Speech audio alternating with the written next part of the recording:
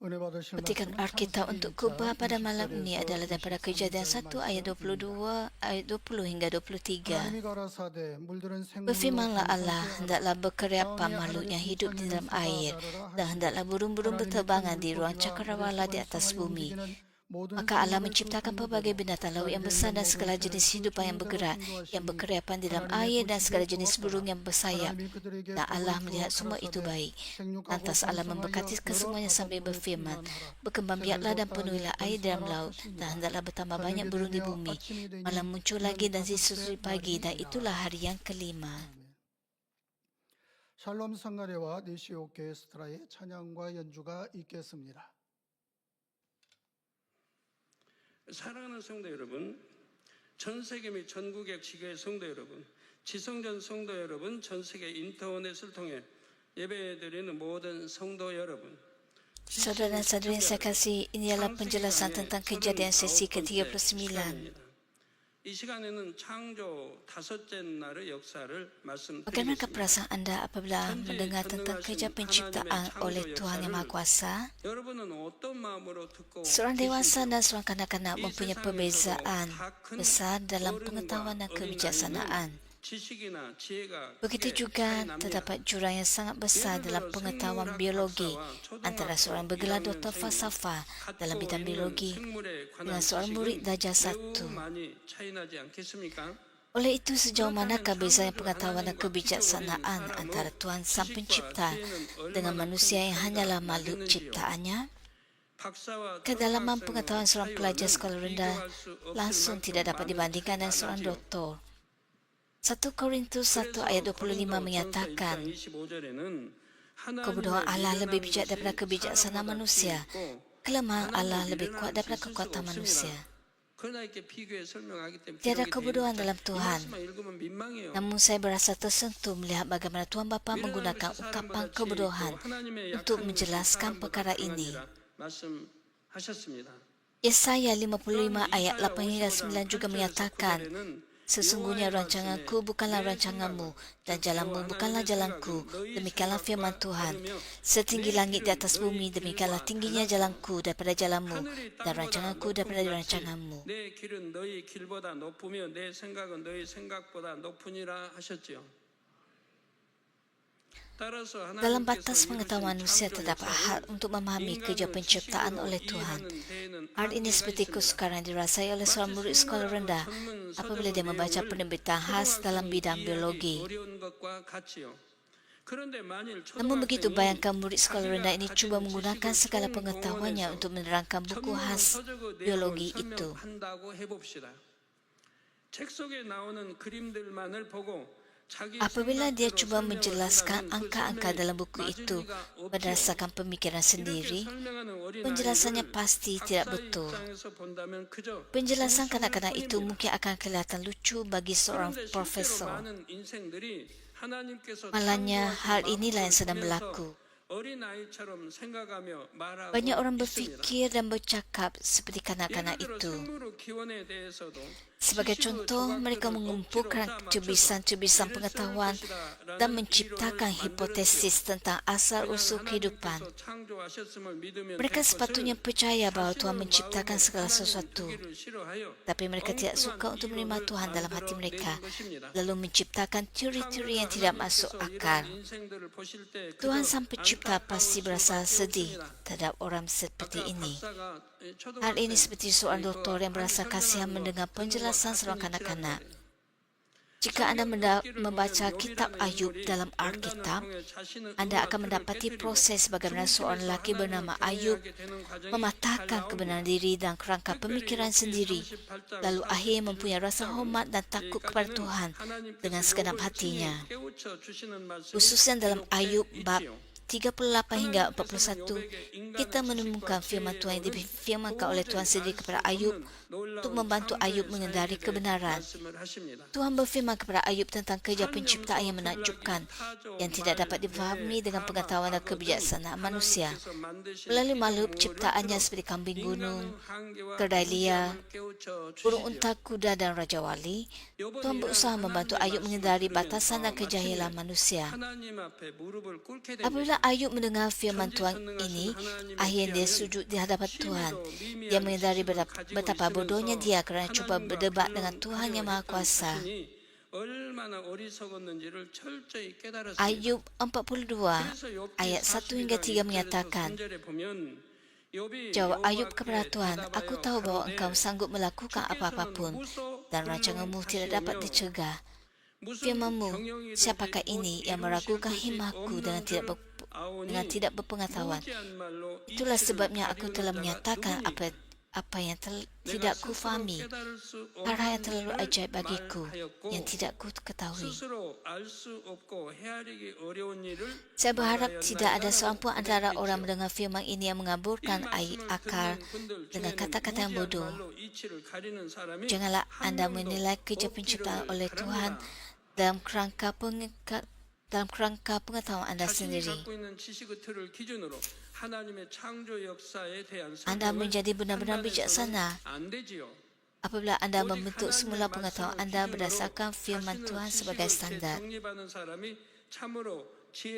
Penjelasan tentang kejadian ini disampaikan oleh Tuhan yang telah menyempurnakan kerja penciptaan. Oleh itu saya berdoa dalam nama Tuhan Yesus agar anda dapat dan mengenalkan diri yang baru yang terus-menerus diperbarui dengan pengetahuan menurut rupa Allah yang menjadikannya. Seperti yang tertulis dalam Kolose 3 ayat 10. Saudara-saudari yang saya kasih dalam Kristus, Tuhan menciptakan makhluk hidup di dalam air dan burung-burung pada hari kelima penciptaan. Kejadian 1 ayat 20 menyatakan, berfirmanlah Allah, hendaklah berkeriak makhluk yang hidup di dalam air. Sekarang, apakah yang dimasukkan air ini?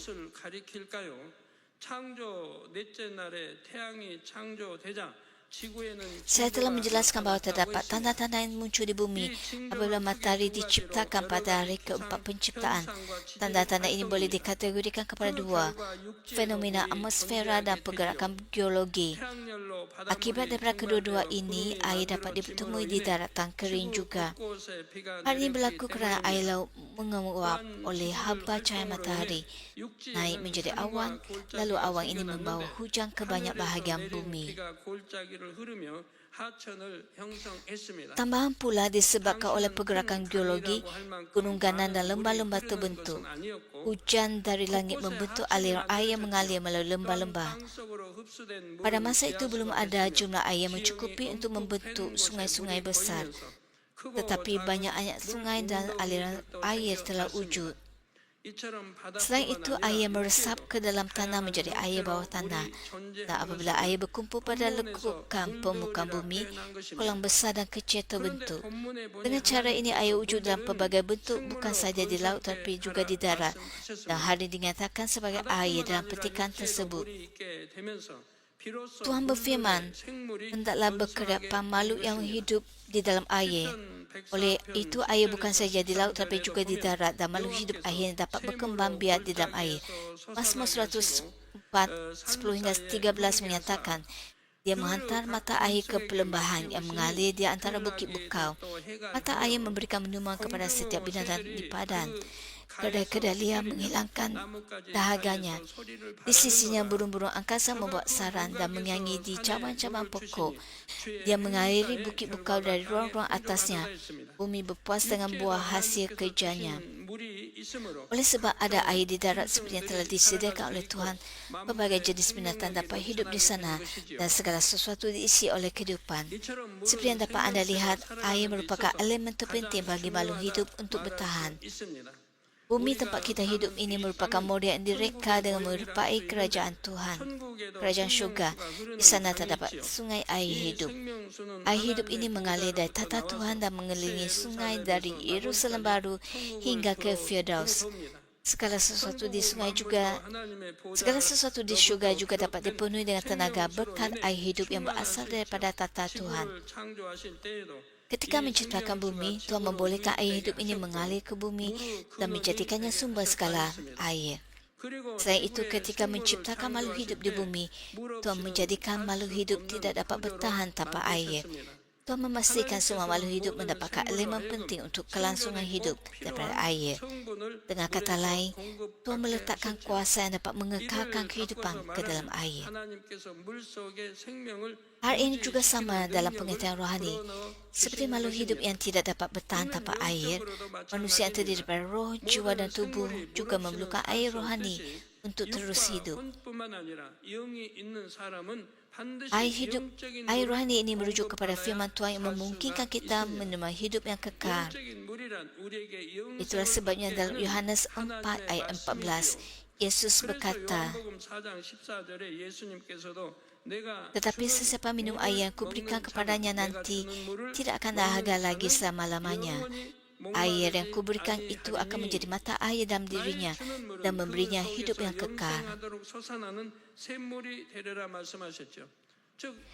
Air yang diberikan oleh Tuhan kita merujuk kepada firman Tuhan. Di sini menjadi mata air dalam dirinya dan memberinya hidup yang kekal. Secara umum disebut sebagai air hidup yang kekal. Firman Tuhan menjadi manusia dan datang ke dunia ini. Inilah Yesus kita. Oleh itu, setiap perkataan yang diucapkan oleh Yesus merupakan firman kehidupan. Manusia tidak dapat memperoleh hidup yang kekal tanpa firman kehidupan ini, iaitu air hidup yang kekal. Tanpanya, selepas kehidupan sementara di bumi ini, mereka akan jatuh ke neraka, iaitu kematian kekal. 2 Timotius 3 ayat 15 menyatakan bahawa kitab suci yang dapat memberi kebijaksanaan untuk diselamatkan melalui iman dalam Kristus Yesus.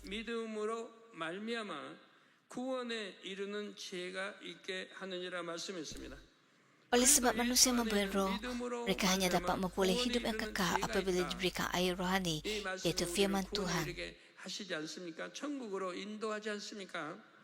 사람은 영을 가진 존재이기에 영적인 물인 하나님의 말씀을 공급받아야만 영생을 얻을 수 있습니다.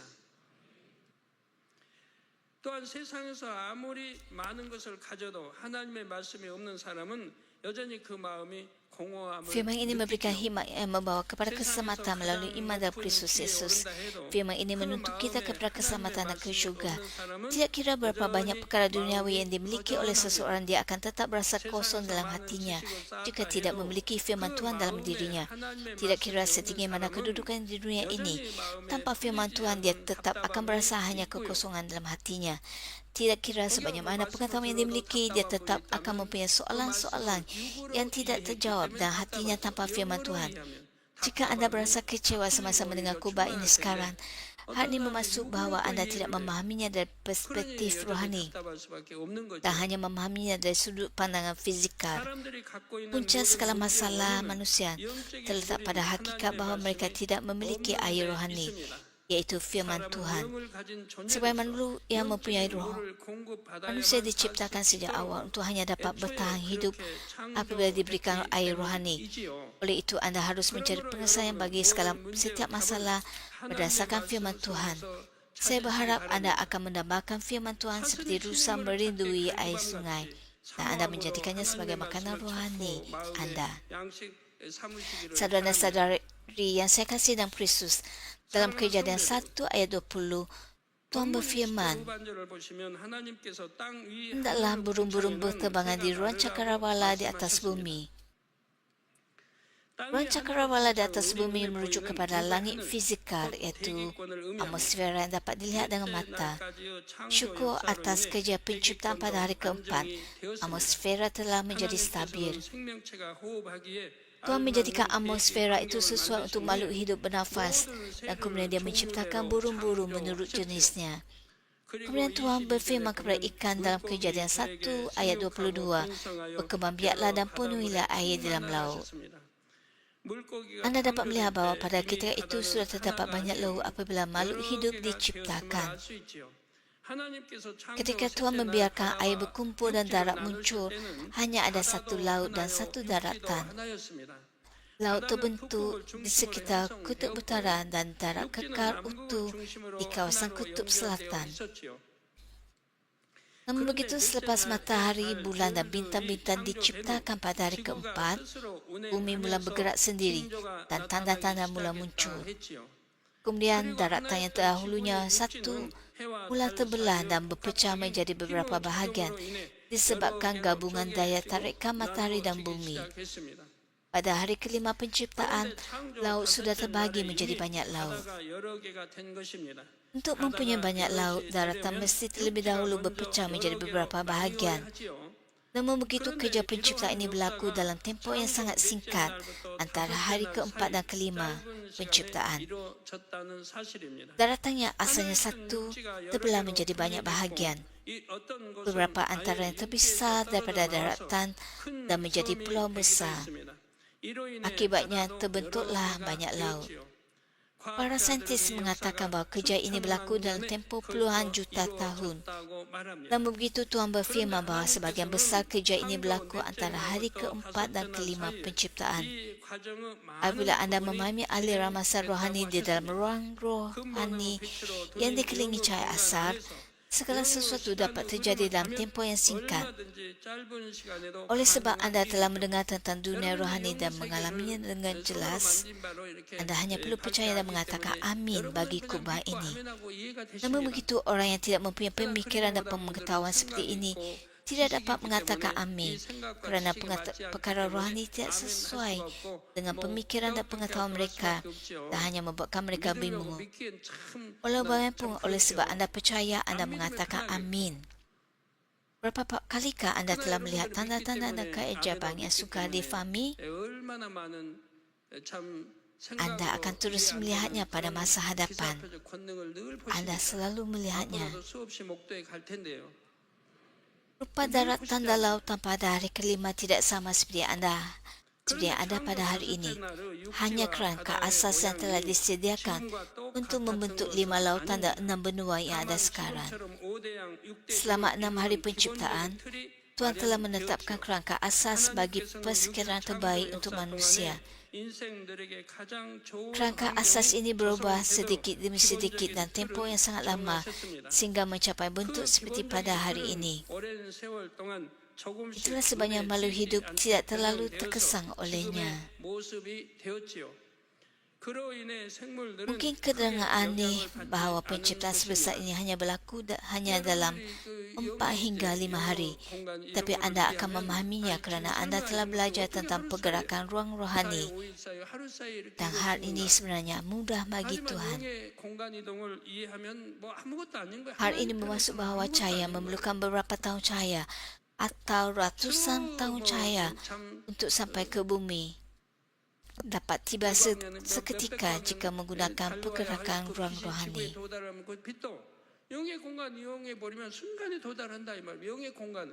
Di dalam ruang roh, aliran masa boleh menjadi cepat, lambat atau berhenti.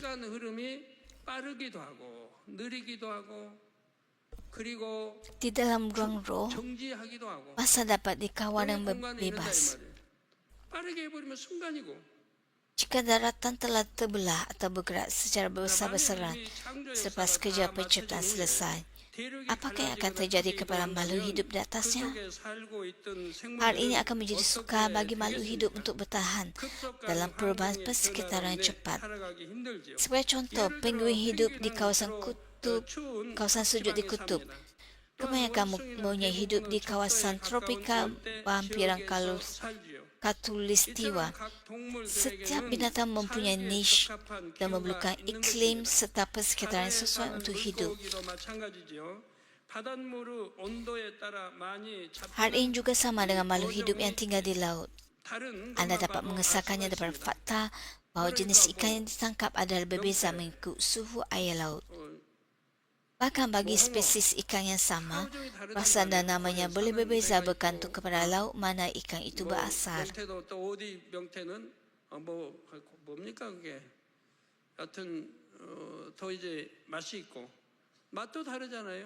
어디에 잡혔냐에 따라서 맛도 다르고.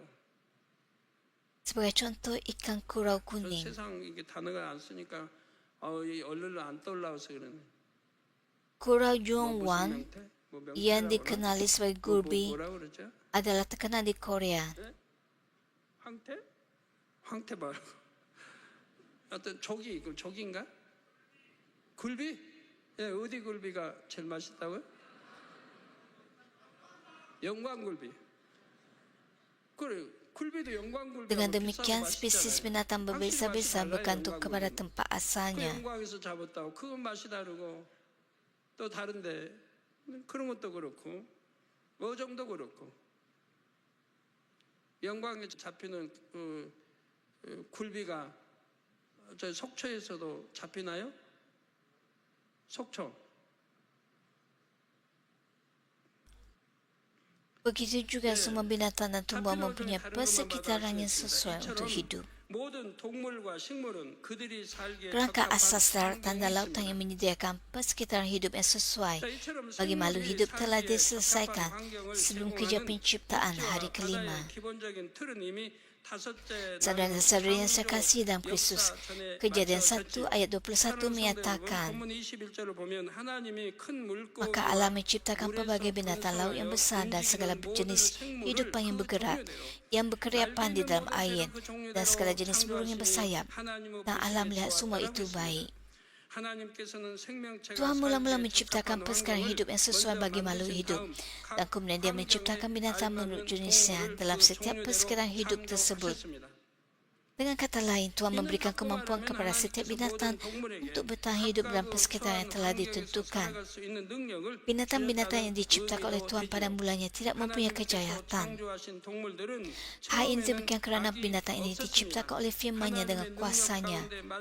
Oleh itu, tidak ada perkara seperti binatang yang lebih kuat memansakan binatang yang lebih lemah. Binatang-binatang tidak bertarung, menggigit atau membunuh satu sama lain. Menurut hukum yang telah ditetapkan oleh Tuhan, binatang tidak mencederakan satu sama lain, tetapi hidup dalam kedamaian. Keadaan juga berlaku pada binatang di bumi yang diciptakan pada hari ke-6, sama ada binatang yang merayap di atas tanah, burung yang terbang di udara atau ikan di air. Tidak ada yang memansakan binatang lain. Dengan kata lain, tidak ada binatang karnivor atau pemangsa. 그 당시는 모든 동물이 풀과 물만 먹어도 생존에 필요한 양분을 공급받을 수 Pada waktu itu, 있었습니다. semua binatang memperoleh nutrien yang diperlukan hanya daripada tumbuhan dan air yang tersedia. Namun begitu, apabila bumi ini tercemar oleh kejahatan, sebagian binatang juga berubah akibat kejahatan tersebut. Kebanyakan binatang mula cenderung kepada diet berdasarkan daging. Binatang itu menjadi pemangsa karnivor. Namun begitu, apabila kerajaan 1000 tahun bermula selepas 7 tahun kesusahan besar, seluruh persekitaran hidup di bumi akan dipulihkan seperti pada hari-hari penciptaan. Binatang-binatang juga akan menjadi jinak tanpa kejahatan. Yesaya 11 ayat 6 hingga 9 menyebutkan hal ini. Serigala akan tinggal bersama-sama domba. Harimau bintang akan berbaring dengan anak kambing. Anak lembu, anak singa dan ternakan yang tambung akan tinggal bersama-sama. Dan kesemuanya akan dipimpin oleh seorang anak kecil. Lembu betina dan beruang akan bersama-sama beragut rumput. Anak masing-masing akan berbaring bersama-sama. Dan singa akan makan jerami seperti lembu. Anak yang masih menyusu akan bermain-main dekat lubang ular senduk. Dan anak cerai susu akan menghulurkan tangannya ke dalam liang ular berpisah. Tidak akan berbuat jahat ataupun membinasakan di seluruh gunungku yang suci. Kerana bumi akan penuh dengan pengetahuan tentang Tuhan. Seperti air meliputi laut. 나의 거룩한 산 모든 곳에서 해됨도 없고 상함도 없을 것이니 이는 물이 바다를 덮음같이 여호와를 아는 지식이 세상에 충만할 것임이라고 했습니다. Firman ini merujuk kepada kerajaan 1000 tahun. Tetapi ketika Tuhan menciptakan binatang-binatang pada mulanya, binatang-binatang adalah seperti ini. 하나님께서 처음 지구를 Ketika Tuhan 만드셨을 menciptakan 때는 bumi pada 이처럼 mulanya tidak ada 악이 kejahatan, 없었기에 sehingga bumi 참으로 menjadi tempat yang benar-benar 평화롭고 damai dan 아름다운 indah. 세상이었습니다. Saudara-saudara yang saya kasihi, 성도 여러분, sebilangan 그런데 besar 하나님께서 binatang yang 창조하신 diciptakan oleh Tuhan 동물들 memiliki 중 naluri 상당수가 unik yang 공통적으로 sama. 갖고 있는 독특한 Naluri itu ialah 본능이 naluri 한 kembali 가지 ke tempat 있습니다. asal. 그것은 Naluri ini ialah 귀소 kemampuan semula jadi 본능이라는 binatang 것입니다. untuk mencari jalan 귀소 pulang 본능. ke lokasi asal mereka, 귀소 본능이란 sama ada 동물이 kawasan tempat 자신의 tinggal atau 서식 tempat 장소나 pembiakan. 산란, 육아를 하던 곳에서 멀리 떨어져 있는 경우 다시 그곳으로 Sebagai contoh, di sebuah rumah di kawasan desa, burung walet datang pada musim bunga, membuat sarang di bawah cucuk atap, bertelur dan membesarkan anak-anak, lalu terbang pergi. 그런데 다음 해 보면 지난해 그 집에서 태어났던 Pada 지배가 tahun berikutnya, 다시 burung walet 돌아오는 muda 것입니다. kembali ke rumah tempat burung walet itu lahir. 제비는 우리나라에서 Burung walet ialah 여름을 burung 보내는 migrasi yang datang ke 첫째로 Korea 가을이 되면 따뜻한 untuk musim 남쪽으로 panas 떠나지요. dan meninggalkan negara ini pada 반대로 musim 기름과 gugur 같은 untuk musim 겨울 sejuk. 철새는 우리나라에서 Sebaliknya, 겨울을 angsa 보내다가 liar datang 봄이 ke 되면 Korea untuk musim 북쪽으로 sejuk 떠납니다. dan kembali ke utara untuk musim 한편 이 panas. 철새를 가지고 이런 실험을 해보았다고 합니다. 철새와 알을 Pernah 인위적으로 dilakukan 어미 satu 세계에서 eksperimen terhadap 수백 burung migrasi. 킬로미터 떨어진 곳으로 옮겨 Telur-telur 놓았지요. burung migrasi 그런데 이 diletakkan 알에서 부화된 beratus-ratus 철새도 kilometer dari tempat sarang burung 동일하게 induknya. 같은 방향으로 Namun begitu, 날아갔다는 burung-burung yang menetas daripada telur-telur ini juga terbang ke arah yang sama apabila tiba waktunya. 어른 세계 Para 배우는 것이 아니라 penyelidik mengesahkan bahawa burung migrasi tidak mempelajari laluan migrasi daripada induk mereka, tetapi mengetahuinya secara naluri. Terdapat beberapa jenis ikan yang memiliki naluri kembali ke tempat asal, antaranya ialah salmon. Secara umumnya, salmon menetas di sungai dan pergi ke laut untuk membesar. Setelah 3 hingga 6 tahun di laut dan mencapai tahap kematangan, salmon berenang kembali ke sungai tempat kelahiran untuk bertelur. Dalam kes salmon Atlantik, ikan ini akan kembali ke laut selepas bertelur dan berulang kali kembali sebanyak beberapa kali. Jika laluan ke laut terhalang, sesetengah daripada salmon Atlantik dapat menyesuaikan diri dengan air tawar. Kecuali beberapa kes khusus ini, kebanyakan salmon akan bermigrasi kembali ke tempat kelahiran dan mati di sana. Bagaimana salmon setelah bertahun-tahun menjelajah lautan luas dapat menemui sungai tempat kelahiran dengan tepat? Mengapakah salmon berenang melawan arus yang kuat untuk mencari tempat kelahiran? Salmon mengharungi jarak yang jauh dan sukar, sedangkan salmon boleh saja bertelur di tempat yang lebih dekat dengan mudah. 많은 거리를 저렇게 헤엄쳐 힘들게 간단 말이에요. 자기가 태어났던 곳으로 아무 때 그냥 좀 다른 데로 가까운 데 가서 알 낳던 거 하지. Terdapat kajian menunjukkan kadar kembali ke tempat asal salmon berkurangan apabila bau sungai diubah secara buatan atau diria bau salmon dilumpuhkan. Jika benar, hal ini amat mengagumkan bahawa salmon tidak melupakan tetapi mengingati bau sungai tempat lahir walaupun setelah bertahun-tahun hidup di laut. Namun begitu, kajian ini juga kurang meyakinkan kerana tidak logik untuk salmon sampai ke tempat itu hanya dengan bau air sungai yang akhirnya mengalir ke laut. 바다 멀리 가가지고 살다가 수년간 살다가 돌아오는데 그 강물 냄새를 어떻게 또 맡고 오냔 말이에요. 그것도 말이 안 되는 Naluri 것이고요. kembali ke tempat asal yang dimiliki salmon atau burung migrasi bukanlah hasil evolusi, tetapi diberikan oleh Tuhan. Tuhan menciptakan segala makhluk yang hidup termasuk binatang, serangga kecil dan besar, serta burung.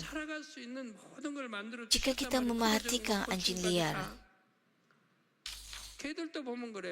anak-anak anjing akan terpisah daripada ibu bapa selepas lahir.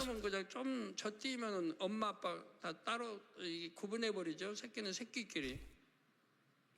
Anak anjing tinggal bersama anak anjing. 엄마 아빠 없이 그냥 따로 살아요. Setelah dijual, anak-anak anjing yang tinggal akan hidup berasingan tanpa ibu bapa.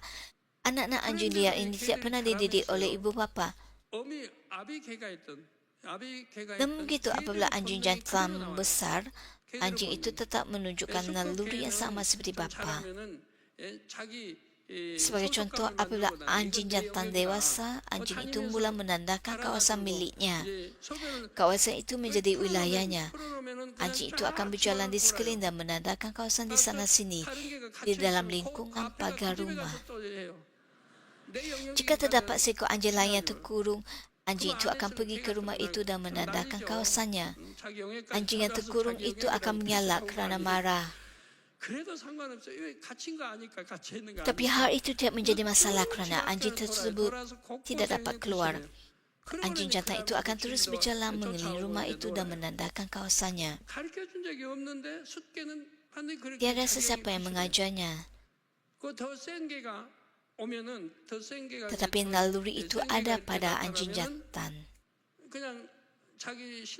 Jika seekor anjing lain yang lebih kuat muncul dan anjing itu berasa tidak dapat melawannya, anjing itu akan segera berbaring dan mengangkat kakinya sebagai tanda menyerah.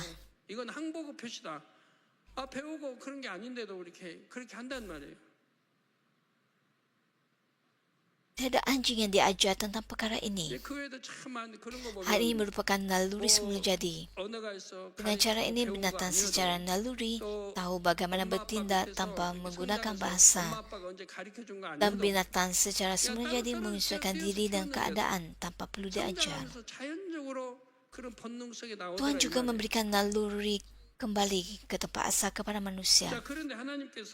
Melalui benih kehidupan yang ditanamkan oleh Tuhan ke dalam diri setiap manusia, setiap orang memiliki hati yang mendambakan tempat yang kekal.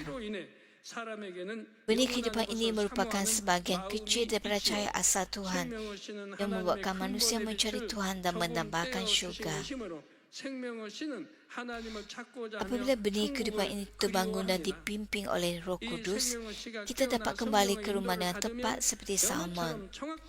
Namun begitu jiwa-jiwa yang benih kehidupannya tidak terbangun oleh dan akan dihasut oleh iblis dan syaitan dan akhirnya jatuh ke neraka. Ibrani 11 ayat 16 menyatakan, tapi kini mereka inginkan tempat yang lebih baik, iaitu di syurga.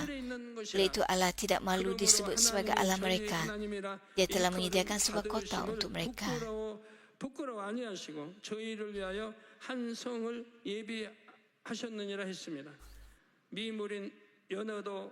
Jika makhluk seperti Salmon dapat mengharungi perjalanan sukar melawan arus untuk kembali ke tempat asal, bagaimanakah pula dengan anak-anak Tuhan seperti anda? Tidakkah anda dapat berusaha dengan tekun menuju ke Yerusalem baru, tempat Tuhan Bapa yang merupakan asal roh anda? Jika anda tidak berputus asa terhadap diri sendiri dan menerima pimpinan Roh Kudus, anda pasti akan sampai ke Yerusalem baru. Roh Kudus memimpin kita ke Yerusalem baru, iaitu Yerusalem baru yang lebih baik di syurga. Apa yang perlu anda lakukan hanyalah taat. Jika anda hanya taat kepada Roh Kudus, anda akan pergi ke syurga. Jika anda tidak taat, perjalanan anda akan perlahan dan mungkin tidak sampai ke sana. Jika anda tidak taat, anda akan pergi ke neraka. Seperti Salmon yang berenang melawan arus, saya berdoa dalam nama Tuhan Yesus agar semua anggota gereja ini dapat pergi dengan sukacita dan gembira menuju tempat Tuhan Bapa kita dengan mengikuti aliran Roh Kudus. Saudara dan saudari, Tuhan juga telah menyediakan segala sesuatu agar kita dapat kembali ke tanah rohani, ke tanah air rohani kita. Melalui benih kehidupan, anda sentiasa memikirkan tanah air anda. Anda melihat ke langit dan berfikir, oh, ada kehidupan selepas mati. Pastinya ada Tuhan Sang Pencipta. Walaupun tiada sesiapa yang mengajarkan anda perkara ini, hal ini merupakan sesuatu yang tertanam di dalam hati anda sejak anda kecil. Oleh itu, apabila tiba masanya, kita dapat kembali ke tanah air kita seperti Salmon yang kembali ke tempat kelahiran untuk bertelur. Tuhan telah menyediakan Tuhan yang sejati dan Yesus pengalamat supaya ketika tiba masanya, kita juga dapat dipimpin ke syurga. Dia juga memberikan kita Roh Kudus supaya kita dapat dipimpin olehnya untuk kembali ke syurga, tanah air asal kita. Namun begitu ada antara anda yang menolaknya. Walaupun anda telah belajar mendengar bahawa jika anda taat kepada firman Tuhan, anda akan pergi ke syurga, bahkan ke tempat yang lebih baik, iaitu Yerusalem baru. Tapi kita manusia selalu menolak kerana kejahatan dalam diri kita. Kejahatan ini ditanamkan oleh iblis. Ini yang saya maksudkan. Oleh itu manusia menolak jalan kebaikan kerana dikawal oleh iblis dan syaitan. Oleh itu hal yang bermaksud bahawa kita melakukan dosa walaupun kita tahu hal itu bukan dosa. Sepatutnya kita secara semula akan pergi ke syurga sesuai dengan naluri kembali ke tempat asal yang dikehendaki oleh Tuhan, dan Dia mengutus Roh Kudus untuk membimbing kita ke syurga. Namun begitu kita menolak dan tidak taat, lalu kita dikuasai oleh iblis dan perpecahan. Dan akhirnya kita berakhir di neraka. Firman Tuhan adalah tepat. Hal ini adalah seperti apa yang difirmankan oleh Tuhan. Tuhan membuka jalan supaya kita dapat pergi ke syurga, tapi kita menolaknya lalu kita memilih jalan sendiri dan melakukan apa yang kita mahu. Oleh itu kita tidak dapat pergi ke syurga. Jika anda hanya berkata amin dan ya serta taat, anda dapat pergi ke syurga yang terbaik, iaitu Yerusalem baru. Kita harus mengenali prinsip ini dengan baik. Kita mesti memahami prinsip-prinsip rohani ini dengan mendalam. Izinkan saya membuat kesimpulan bagi khutbah ini. Saya telah menerangkan sebahagian daripada kerja yang berlaku pada hari kelima penciptaan. Ketika atmosfer dan air menjadi stabil untuk membina persekitaran yang baik bagi kelangsungan hidup makhluk-makhluk. Oleh kerja penciptaan pada hari keempat, Tuhan menciptakan burung di udara dan ikan di dalam air. Tuhan memasukkan kuasa dan sifat kelahirannya ke dalam binatang dan menciptakan binatang menurut jenis supaya binatang dapat bertahan dalam persekitaran yang diberikan. Alkitab yang pengarangnya adalah Tuhan Sang Pencipta dengan jelas menyatakan bahawa binatang diciptakan menurut jenisnya, tetapi ahli evolusi tidak percaya kepada kerja penciptaan ini. Dalam khutbah yang seterusnya saya akan menunjukkan secara logik betapa bercanggahnya dakwah mereka dan betapa tidak berasasnya teori mereka. Saya juga akan menjelaskan maksud binatang laut yang besar dalam Kejadian 1:21 dan mengapa Tuhan mencatatkannya secara berasingan daripada ikan-ikan lain. Saudara-saudara yang saya kasihi, Tuhan yang telah memperlihatkan kerja penciptaan yang begitu menakjubkan pada mulanya ialah Bapa rohani kita. Oleh sebab Dia menciptakan kita, Dia juga menjadi Bapa fizikal kita. Saya berharap anda akan mempunyai kebanggaan rohani bahawa Tuhan Sang Pencipta adalah Bapa anda melalui penjelasan tentang kejadian ini. Saya berdoa dalam nama Tuhan Yesus dengan layak menjadi anak kepada Bapa yang sedemikian mulia. Semoga anda dan cepat menjadi anak sejati yang baik dan berkemampuan tanpa sebarang bentuk kejahatan.